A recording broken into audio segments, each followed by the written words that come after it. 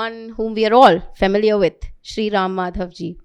Sri Ram Madhav is an Indian politician, social leader, author, and thinker. Widely regarded for his contributions in the field of strategic thinking, political philosophy, and India's foreign policy, he has travelled widely. Let me, at the outset, thank Rajesh and his team at the WMG for bringing me back here. I was here with some of you a few years ago. Happy to be back amidst this very learned audience today. Friends, there cannot be a better time to be an Indian than this. I hear this sentiment globally. It's proudest time for us, the people of Bharat. The reason is well known. We are passing through a very major transformative period in our history. This transformation came a little late. It should have happened as we became independent. But for various reasons, this process got delayed by several decades. But today, we are fortunate to be not just witnessing the transformation, but also an integral part of the transformative story of India. For some time, I have been trying to capture that essence of the transformation, because it is not enough for countries to transform. It's also important to tell that story of transformation far and wide. So I tried to capture some aspects of that great transformative journey of our country that we are witnessing, experiencing, living, and contributing. My book is a sort of a compilation of some of those ideas, some of those writings of mine in the last few years. This transformation has certain very distinct characteristics. We are globally into a new kind of politics today. That new politics is all about dominant leadership, dominant idea, and a dominating narrative. The idea needs to be effectively conveyed to the people. India is also witnessing a similar kind of new politics today. A strong leadership, a very new but very dominant idea around which a large consensus is being built today. And that idea is being very effectively transmitted, communicated down the line to the last man. You know, we are just a few weeks away from the elections and maybe a couple of months away from the new government. I was recently at the Columbia School in New York. A student asked me about the prospects in the Indian election. I told that girl, see, there is not so much excitement about Indian election actually, because there is no suspense. On the contrary, the real excitement is all about your election in America.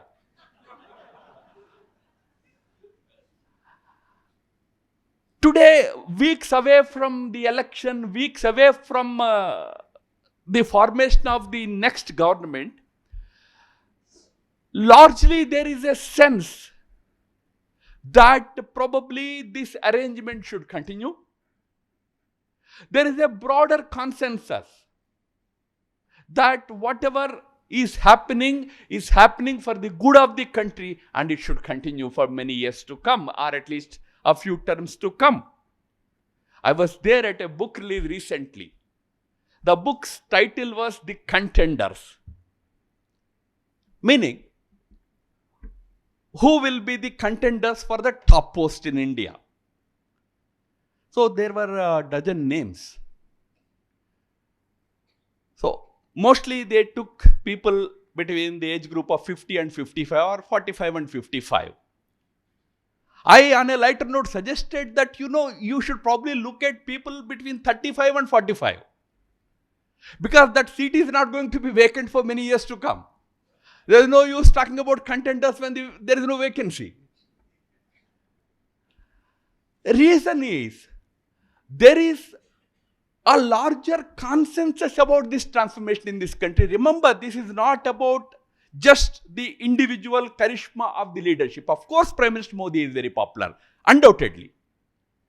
Unmatching popularity, and, Rahul, people like him, they all follow Indian politics so closely. We generally have something called incumbency factor. In politics, it's always there.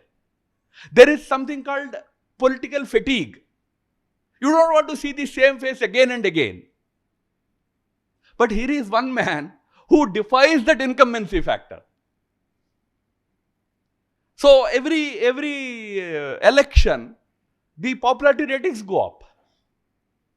So one is, of course, that charismatic or very hugely popular leadership. But that's not the whole story.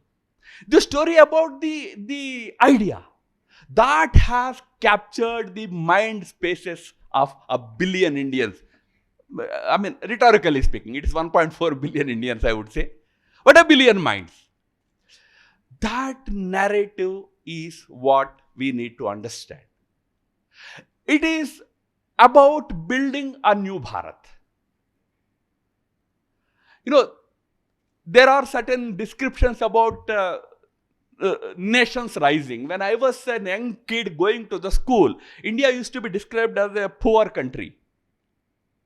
So, हमको भी अच्छा नहीं लगता था. We also feel bad about it. But probably leaders also felt bad. So they probably complained to the world leaders that don't call us poor. The world said, okay, we don't call you as poor. We will call you as underdeveloped country. We felt happy. This is sounding better. Actually, there's no difference between both the names. Carried on with it, underdeveloped India. When I was in college, say 80s and all, probably again our leaders protested, don't call us underdeveloped. So world started calling us as a developing country. Again, there's not much difference. These are all jugglery of words. But we felt happy. And remember, from 1980 to 2020, we are a developing country. So the natural urge to be or to become developed is what we experience today. We no longer want to be categorized as a country, third world, underdeveloped, developing. There is a world. But we want to become a developed country. Vikasit Bharat. Vikasit Bharat is not just a slogan of the Prime Minister. It is the heartbeat of millions and millions of Indians today. There is a larger consensus around it. We have to build a Vikasit Bharat, a developed Bharat. Friends, I will just mention a few contours of that Viksit Bharat and close. I would be happy to have some interaction. I don't want to give any long speech. When we say that we are building a new Bharat or new India, when we talk about Vikasit Bharat, it's not just about the GDP figures alone. Of course, GDP is important. And it's important to cross that first milestone of 5 trillion, which we intend to cross in next couple of years. It took us more than 50 years to touch 2 trillion mark, but just 10 years to double it to almost touch 4 trillion today. That means reaching 5 trillion may not require much time. But remember, with 5 trillion also, India will still be not a really developed country with a per capita of, something like $10,000 to $12,000. With $12,000 per capita, China still wants to call itself a developing country. So we have to achieve so much in terms of economic prosperity. That's going to be a very important focus for Bharat in its journey of transformation. In fact, I would say next 20 years should be what will be 3 main agenda items if anybody asks. I would say economy, economy, and economy. Just focus on that. In fact, earlier we were discussing. So one of our friends asked, what will be those 3 items before the Prime Minister? I said, for me, of course, economy, economy, economy, 3 items. But when you talk about Prime Minister, he will never have 3, he will always have 30 or 40. That is what is our Prime Minister. So his agenda is much wider, much bigger. When we say by 2047, India has to become a Vikasit Bharat, it means you have to build a united India. We are committed to that idea.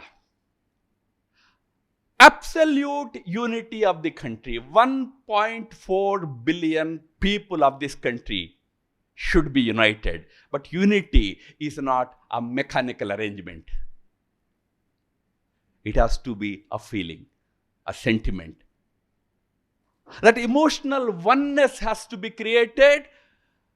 Everybody, Prime Minister's first speech, I remember, he said that I don't call, people of this country 1.4 billion citizens of this country. No, I call them 1.4 billion stakeholders. Sense of that stakeholdership. And I can tell you, in just 10 years, we see that sense of stakeholdership in millions and millions of Indians today. They feel that they are a part of the story. They are not just those who experience the fruits of it. They are a part of it. So creating that absolute unity is first and foremost for Viksit Bharat. That's why you have a Draupadi Murmu as the Rashtrapati coming from a tribal, most backward area of this country, becoming the first citizen of the country, a last citizen becoming the first citizen of Bharat. It's a great story. Great narrative of how we are building an inclusive, united Bharat. Hindu, Muslim, Christian. This diversity should remain, but sense of unity should prevail. That kind of Bharat. And we see this unity possible not just through constitution. Of course, constitution is one very important element, one important aspect of our country's unity. Constitution makes this nation as one nation. But what creates that emotional unity is the culture of this country, the civilizational history of this country. So when we are talking about building a united India, united Bharat, we are talking about constitutional unity. That's why we have done away with Article 370. Any such provisions in the constitution that may lead to certain amount of emotional division in the country should go. We have done it. But you also have to create emotional unity through the cultural, civilizational, strength of this country, which has such a beautiful cultural, civilizational, it's actually a mosaic, but that mosaic is represented through certain vibrant symbols of this country. Those symbols should become the symbols of nation's unity. For example, Ayodhya, the Ram Mandir. Let there be no confusion or no misunderstanding about it. Ram represents and should represent only the unity of the country, not the division. And when we talk about Ram Rajya, We must remember that Ram talked about building a Ram Rajya after he returned from Ayodhya, from Lanka, defeating Ravan and becoming the ruler of Ayodhya, kingdom of Ayodhya again. Once you are there back in your seat of power, you did not look back. You did not start talking about how much evil Ravan was again. If you read Valmiki's Ramayana, whatever evil about Ravan was to be described was described during the war. Once you are back, your aim should be forward-looking. Building a Ram Rajya. Gandhi's beautiful definition about Ram Rajya was, it's not a theocratic state. A country where the weakest shall have as much power as the strongest. This was Gandhi's Ram Rajya. We have to build such a Ram Rajya based on civilizational, cultural experience of that country. But then we have to build a prosperous Bharat. Rich Bharat. Rich, not just in terms of GDP figures, but rich in terms of equitable, or not exactly equitable, I would say, but sufficiently distributed prosperity, grassroots prosperity we have to create. Towards that end, economic prosperity, the direction of the economic prosperity will be for creating grassroots prosperity. We have to build a strong middle class in this country. That's the only guarantee from all these shocks. America faces economic depression every 10 years, every 15 years. And suddenly things collapse, stock markets collapse, and then people become bankrupt. 2008, before that 90s, before that 70s. Every 2 decades you have to. We should not face a situation like that. Build a strong grassroots prosperity in the country. The third aspect is build a secure Bharat. When we talk about Vikasit Bharat, it will be a secure Bharat. When I say secure, it's natural that you remember China and Pakistan. I would always say, don't worry too much about China and Pakistan. Modi ji will take care of them. Meaning his government will take care of them. Every average citizen of this country should feel secure. A woman should feel secure. A person from scheduled caste, scheduled tribe should feel secure. We have to build a country where everybody feels secure. Nobody feels suppressed. A minority, a scheduled caste, a woman, a youth. Nobody should feel insecure in this country. Such a secure Bharat we have to build. Many of the programs of this government are intended towards that security. Security doesn't come by laws alone. Of course, you need strict laws. But on a lighter note, they say every law has its in-laws. You will immediately find you know how to bypass it. It's not just about laws, it's societal responsibility to give that sense of security. Every WMG does so many such good activities. Every section of society should come forward to create that sense of security, especially security for women. Participative society where everybody freely participates in this beautiful growth story of India. And finally, we have to build a country that is respected globally. You can't build a dirty India, corrupt India. Maybe prosperous, maybe rich. So we have to build a country that is respected globally. So when we say, Vishwaguru, Indians generally are very romantic people. So we always love these slogans. So we are Vishwaguru, we say. How can you be a Vishwaguru when your streets are dirty? When your country is corrupt? When you have corrupt leaders ruling in states, ruling in districts? We have to change this. This change is painful, friends. But that pain we have to endure. You can't say that just postpone this pain until elections are over. Give that pain after June. It doesn't happen that way. If a corrupt guy has to be arrested, he has to. Nobody in America is demanding that Trump's, this inquiry against him should be postponed until 2025. Nobody is saying that. He's going to the courts also, going to the people also. But in India, we have that privileged class who demand that, no, why are you, I can do video conferencing. Then Pooran Devi also would have done it from the hills. Why did we arrest her? We need to be ruthless about certain aspects which can diminish India's image in the world.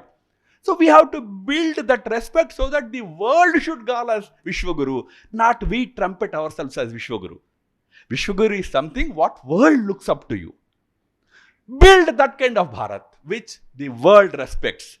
Just one line to close. Today, an American comes here. WMG will definitely call him to give a speech. You won't ask too much about his credentials. Because there is respect for that country, every American is respected. When country is respected, every American is respected. China may have equal amount of prosperity. Already China has overtaken America in terms of PPP figures. GDP in terms of its PPP, purchasing power parity, it's more, stronger than America. But a Chinese person may not get that respect here. That is where the question of how your country is respected comes into picture. We have to build a country that is respected. Friends, this is the Bharat we are building. This is the new Bharat we are building. I tried to capture these sentiments in my book. Already I took a lot of your time. Generally, when book introductions happen, the authors want to tell a lot about their book. Rahul also would really want to say a lot about their book. We will be excited, but our publisher will be unhappy. If you tell everything, nobody will buy that book. So rest, maybe if you are interested, you can fetch a copy. Thank you, WMG, once again, and thank you all. Namaskar.